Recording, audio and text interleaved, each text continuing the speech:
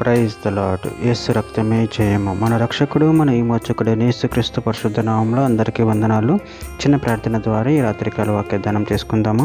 పరిశుద్ధుడ మహాగణుడైన దేవ యేసయ్య సర్వాధికారి నాయన మీకే వేలాది వందనము కృతజ్ఞత స్తుతి స్తోత్రం చెల్లించుకుంటున్న దేవ రాత్రికాల సమయంలో ప్రభు వాక్య భాగం ధ్యానిస్తుండగా వాక్య భాగం అర్థమాటలు సహాయం చేసి మీ కృపలో బలపరిచి ఆయన మీకు మాదిరిగా మమ్మల్ని నడిపించమని మీ చిత్తమని మా జీవితంలో జరిగించమని ఈ చిన్న ప్రార్థన ప్రభు యేసుక్రీస్తు సత్య పరిశుద్ధ నామములో అడిగి వేడుకుంటున్నాను తండ్రి. Amen amen. యెషయా గ్రంథం 59వ అధ్యాయం 17వ వచనము.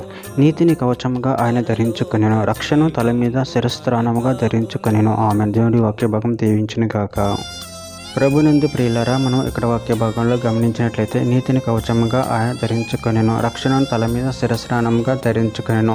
అదేవిధంగా మనం వాక్య భాగంలో గమనించినట్లయితే యోబు గ్రంథం 29వ అధ్యాయం 14వ వచనంలో నేను నీతిని వస్త్రంగా ధరించుకొని ఉంటుంది కనుక అది నన్ను ధరించును, నా న్యాయ ప్రవర్తన నాకు వస్త్రమును పాగయు ఆయను. రోమీలకు రాసిన పత్రిక 13వ అధ్యాయం 12-14 వచనంలో రాత్రి చాలా గడిచి పగులు సమీపంగా ఉన్నది కనుక మనము అంధకార క్రియలను విసర్జించి తేజో సంబంధమైన యుద్ధోపకరణలు ధరించుకుందాము. అల్లరితో కూడిన ఆటపాటలైనను మత్తైనను లేకయో కామ విలాసములైనను పోకిరి చేష్టనను లేకయో కలహమైనను మత్సరమైన లేకయో పగటి యందు నడుచుకున్నట్టు మర్యాదగా నడుచుకుందాము. మెట్టుకు ప్రభువైన యేసుక్రీస్తును ధరించుకొనిన వారే శరీరను నెరవేర్చుకున్నట్టుగా శరీర విషయమై ఆలోచన చేసుకొనకూడి. తెస్సలోనికీయులకు రాసిన మొదటి పత్రిక 5వ అధ్యాయం 8వ వచనంలో మనము పగటి వారమై ఉన్నాము కనుక మత్తులమై ఉండక విశ్వాస ప్రేమలను కవచము రక్షణ నిరీక్షణ శిరస్త్రాణమును ధరించుకుందాము.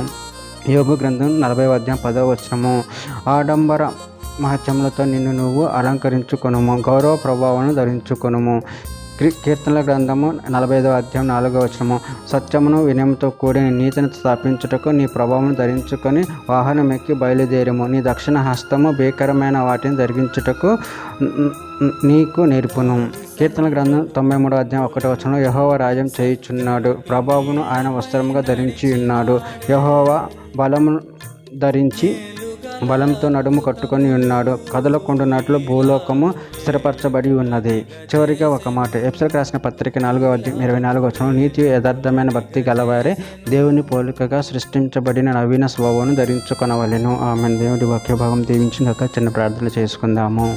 పరిశుద్ధుడ మహాగణుడు అయిన దేవ యేసయ్య, మీరు ఇచ్చిన వాక్యదానాన్ని బట్టి ప్రభు కృతజ్ఞతలు చెల్లించుకుంటాను తండ్రి. నాయన మీరు నీతి న్యాయములు జరిగించే దేవుడై ఉన్నారు తండ్రి. నాయన మీ యందు భయభక్తులు కలిగి మీ ప్రేమ కృపను మమ్మల్ని నిరంతరం నడిపించమని నీకు మాదిరిగా మమ్మల్ని ఉంచమని చిన్న ప్రార్థన యేసుక్రీస్తు పరిశుద్ధ నామములో అడిగి వేడుకుంటున్నాను తండ్రి. Amen amen.